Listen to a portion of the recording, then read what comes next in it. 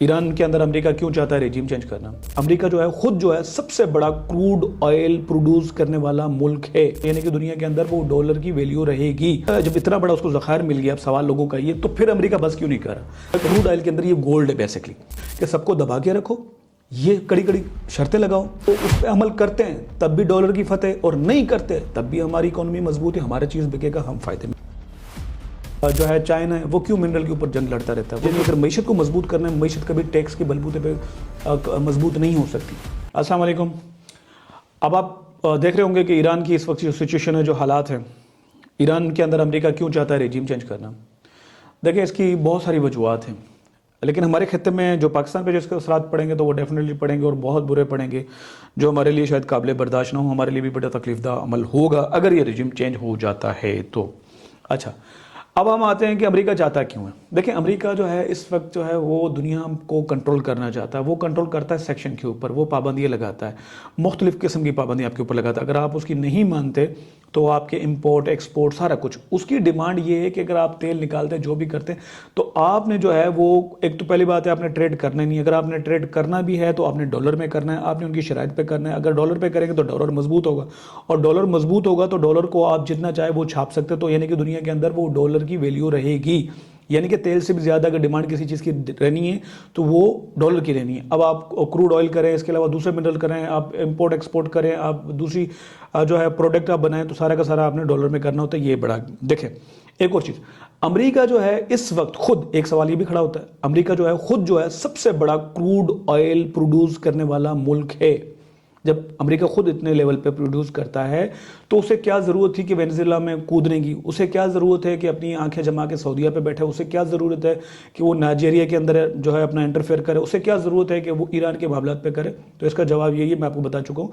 तो वो चाहता है कि वो जितनी भी ट्रांजेक्शन हो, पहली बात, दो तीन चीज़ें इसमें आती है। पहली चीज़ तो ये कि वो ट्रांजेक्शन जितनी भी डॉलर में हो, और अगली बात ये, अब यहाँ पर आपको समझने की ये ज़रूरत पड़ेगी क्रूड ऑयल की इकसाम है, और क्रूड ऑयल क्या है, क्या सिर्फ ये नहीं है पेट्रोल डीजल जो हम लोग इस्तेमाल कर रहे होते हैं, इसके ऊपर बहुत बड़ी मार्केट है और बहुत पीछे इसकी मार्केट है, आपको इस चीज़ को समझना होगा। अच्छा, मैं आपको चार्ट के अंदर यहाँ पर कुछ चीज़ें बताऊँगा। अब जैसे कि मैंने आपको बताया कि वो जिस तरह इसने कंट्रोल करना है और क्या है क्या नहीं। अब क्रूड ऑयल की जो सबसे बड़ी मैंने आपको बताया एक मिसाल है, अब उसमें वो लाइट स्वीट क्रूड ऑयल इसको हम कहते हैं, फिर मीडियम है, हैवी है और सोर है। ये क्रूड ऑयल की इकसाम है, और इनमें से फिर इकसाम निकलती है तकरीबन, फिर ये जाके बनती है, डिवाइड होती है कि तकसीम होती है तकरीबन 250 के करीब, 100 मोर देन 60 से ज़्यादा, 160 से ज़्यादा की इकसाम तकरीबन जो है वो इसकी आती हैं। अब ये आपकी मुख्तलिफ इंडस्ट्री में इस्तेमाल होती हैं, आपके जेट हैं, आपके जो फौजी इकोनॉमी की जो चीज़ें हैं, या फौजी टैंक्स वगैरह, ये वो, या आपकी जो सनत हैं, आपकी फैक्ट्रीज़ हैं, आपकी इंडस्ट्रीज़ हैं, आपका कपड़ा है, आपकी बिजली है, आपकी मेडिकल है, आपका सब कुछ है, वो सारा का सारा क्रूड ऑयल पे चलता है। अच्छा, अब यहाँ पर जो है एक चीज़ है, अब यहाँ पर जो एक सबसे जो बेहतरीन जो क्वालिटी है, जिसकी डिमांड दुनिया में ज़्यादा है, वो स्वीट है, स्वीट क्रूड ऑयल। मैंने आपको बताया 4 इकसाम है।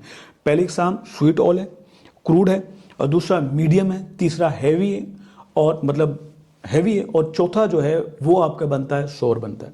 ठीक है, अब आपको ये समझना, वेनेजुएला के ऊपर कब्जे के बाद, यानी कि उसके सदर को उठाने के बाद, जो भी वो कहानी जो हुई अमेरिका की उसके साथ, उसके बावजूद वो वेनेजुएला जब इतना बड़ा उसको ज़खायर मिल गया, अब सवाल लोगों का ये, तो फिर अमेरिका बस क्यों नहीं कर रहा? देखिए, पहली बात तो ये, जो वहाँ का जो क्रूड ऑयल है वेनेजुएला का, वो सोर में आता है, वो हैवी आता है।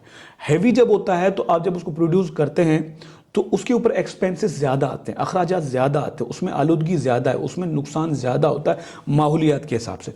अब जो अमेरिका की यहाँ पर 2-3 चालें हैं। देखिए, स्वीट जो क्रूड ऑयल होता है उसमें 2-3 चीज़ें होती है। एक WTI होता है जो USA का होता है, और ब्रेंट होता है अपना इसका UK का। ये 2 इकसाम की जो क्वालिटी उन्होंने रखी है।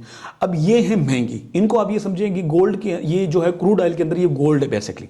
अब ये अमेरिका कहता है, अमेरिका के यहाँ पर 3 मकासद हासिल होते हैं। एक, अमेरिका कहता है कि आप मुझसे ये खरीदो, एक तो मेरा बिकेगा, मेरी मार्केट वैल्यू होगी, ठीक है, और दूसरा फिर जो है वो इससे एक तो मेरे डॉलर, मेरी यानी मीशत भी स्ट्रांग होगी, और तीसरा अगर दुनिया करती है तो वो मेरे शराइत पे करे।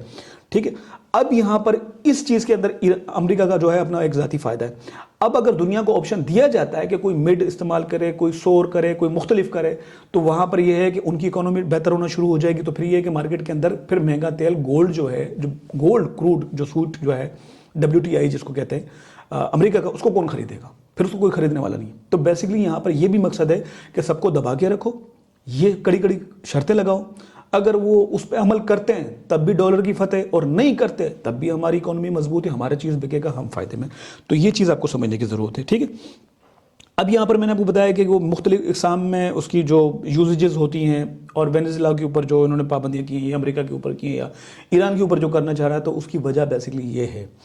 अब खित्ते पे जो असरात पड़ेंगे, देखें वो तो पड़ने ही पड़ने हैं। अमेरिका शुरू से 1700 की दिहाई से, यानी कि 300 साल पहले से, 200, 250, 300 साल पहले से अमेरिका अपनी जो है वो मैशत उस वक्त से मजबूत करता हुआ आ रहा है, और वो कभी भी कहीं पर भी किसी जो है सतह पर वो अपने पावर को जो है कमज़ोर नहीं करना चाहता, वो लूज़ नहीं करना चाहता। उसके लिए सबसे पहले उन्होंने अपनी इकोनॉमी मजबूत की, उसके बाद इकोनॉमी पे कंट्रोल करना चाहते हैं। अब कंट्रोल किस तरह होगा, देखें मैं आपको पहले भी बता चुका हूँ कि वो आपके रिसोर्सेज पे होगा। देखें ना, ये कोई फसल नहीं है, कोई खेती नहीं है कि सरजमीन पर सरफेस पे उगरी और आप उस पर जंग लड़ रहे हैं। आप दुनिया के ऊपर अमेरिका की जंग कभी गंदम पे नहीं देखेंगे, आटे पे नहीं देखेंगे। वो क्यों मिनरल के ऊपर जाता है? वो बेवकूफ़ तो नहीं है। जो है चाइना है, वो क्यों मिनरल के ऊपर जंग लड़ता रहता है? वो क्यों सारी चीज़ें कर रहा होता है? वो बेवकूफ़ तो नहीं है। ताइवान है जो प्रोडक्शन कर रहा है मिनरल की इक्विपमेंट, चिप, AI वगैरह सारी चीज़ें, वो क्यों कर रहा है? वो बेवकूफ़ तो नहीं है। असल में बेवकूफ़ हम लोग हैं।